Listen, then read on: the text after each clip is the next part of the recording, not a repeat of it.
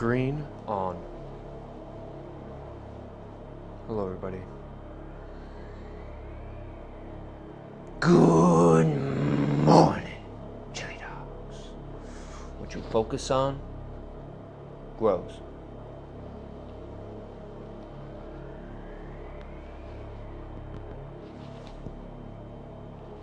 Feed them horses. All right, we got 3 more pots coming up, so I'll be over there in a second. I'm gonna get right into it. I don't got a lot of time today. You know, we got a wheel in the background. You know, sometimes I notice things when you're on the pottery wheel, you're always looking down at that thing spinning. So whenever you see things that are spinning, it kind of like clicks in the brain a little bit. But anyway, green, off. Down to the bottom, I'm gonna bring this up. I'm gonna grab my hammer fist. The hammer fist is gonna come right down on top. If you look, my hand's only staying on this third over here, right? I always split the clay up into thirds, right? The same with wrestling, right? By keeping my wrist, as soon as you lose your wrist, you're gonna struggle with making your pot center, right? Bring this back. Smooth that out.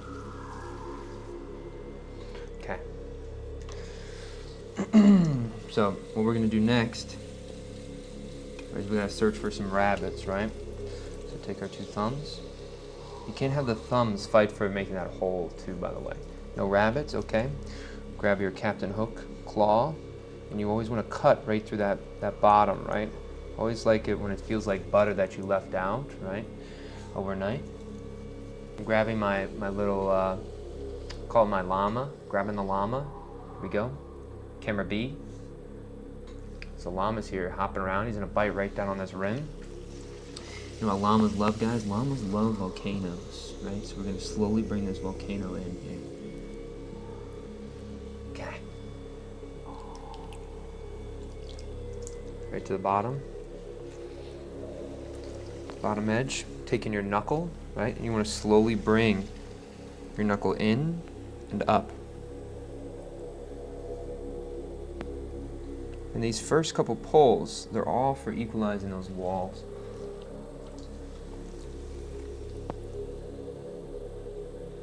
Nice little collar right here. Everybody always talks that the movie Ghost is not a pottery movie, guys. I always laugh because people like obsess over that in the pottery world. But for me, like, it's not even a pottery movie. It's literally like I don't even know what you would call it. It's not a horror movie, but it's about like death and like the afterlife stuff, and that's like one scene in the whole movie. So we're slowly twisting this up. I don't understand why it's iconic though. It's literally just like a dude who's not there is like helping this lady do pottery. And to be completely fair, the lady is absolutely killing it. She does not need any help. If you look at that scene, like, she really centered the clay, and it's pretty tall, you know what I mean? So, camera A. So here's number 1. Pottery shelf. All right. Let's get number 2 here going.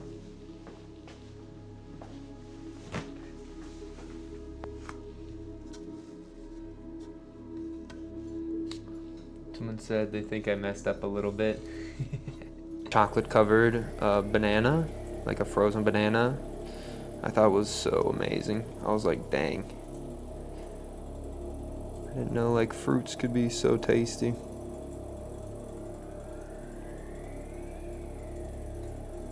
Again, you're just gonna find and define this little bump, and you're gonna slowly walk this up the side of the pot.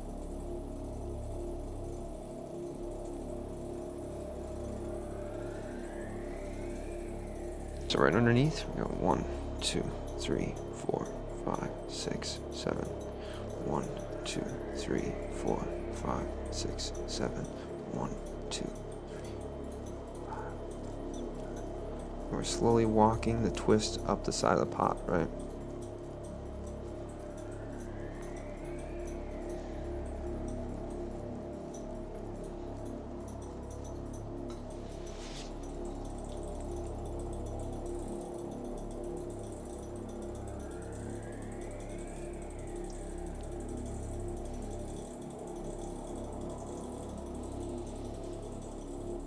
the rim. There we go.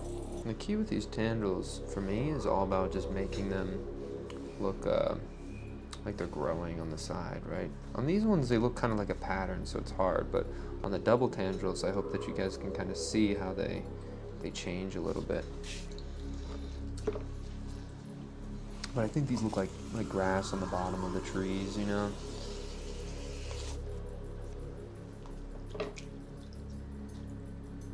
Oh yeah, you know, it is kind of like candle carving. I didn't even think about that.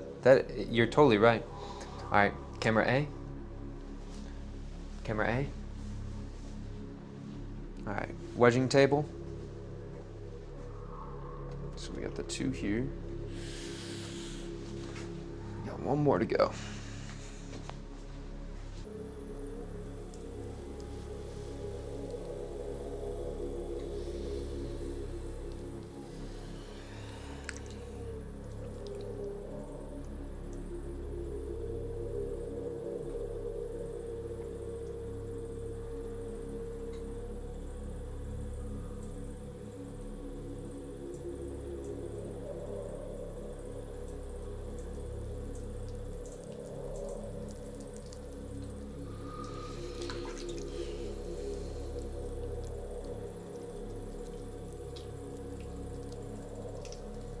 Down to the bottom side here.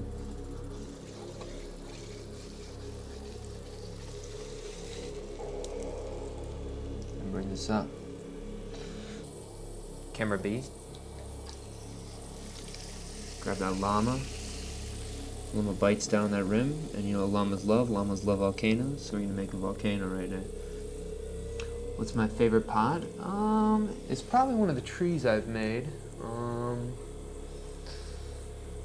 Yeah, I do have one mug that I made a while ago.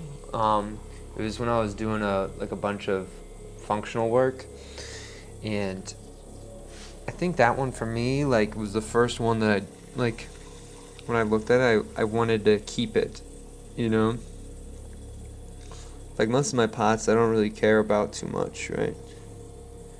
But that one for me was one where I just looked at it and I really wanted it. Can you create a mug from clay? Right after this I'm leaving, so probably not. Very slow on the bottom, slowly.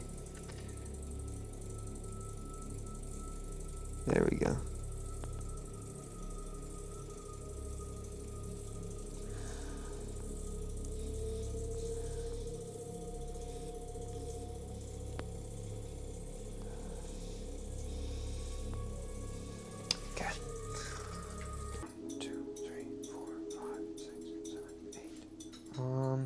Dang, I have to do 9. Oh, it's so sad.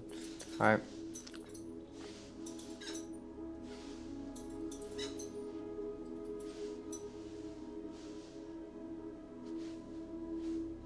So I'm doing this. What happened is if you don't get an even number, right? Like if you get an odd number of little tendril plucks, I don't even know what I'd call them.